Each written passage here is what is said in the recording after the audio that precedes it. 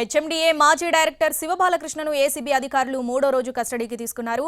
ఈ కేసులో విచారిస్తున్న కొద్దీ కొత్త విషయాలు బయటకొస్తున్నాయి. పూర్తి అప్డేట్స్ మా ప్రతినిధి రమేష్ వైట్ల ఫోన్ ద్వారా అందిస్తారు. రమేష్ వైట్ల, మూడో రోజు కస్టడీలో ఎట్లాంటి వివరాలను రాబట్టనున్నారు? శివబాలకృష్ణ నుంచి ఏ అంశాలపై విచారించనున్నారు ఏసీబీ అధికారులు? డీటెయిల్స్ ఏంటి?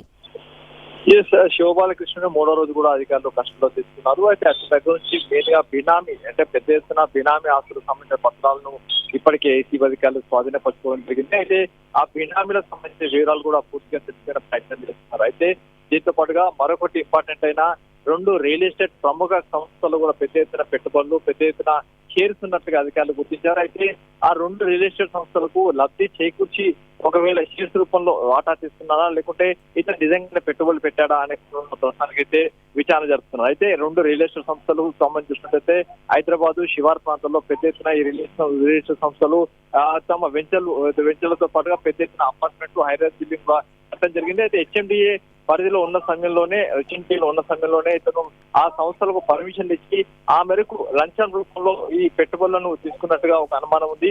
ఈ నేపథ్యంలోనే ఆ బినామీలకు సంబంధించిన చీటా మొత్తం కూడా బయటకు తీస్తున్నారు. దీంతో పాటుగా సత్యమూర్తి అని చెప్పి మరో 2 బినామీలు ప్రధానంగా బయటపడడం జరిగింది. వీళ్ళకి సంబంధించిన విషయాలు కూడా వెలుగులోకి చేస్తున్నారు. అయితే ఈ రోజు బినామీల మీద మెయిన్ గా ఫోకస్ పెట్టి ఏసీబీ అధికారులు బాలకృష్ణను విచారిస్తున్నారు. Right Ramesh Vaitla, thanks for the updates.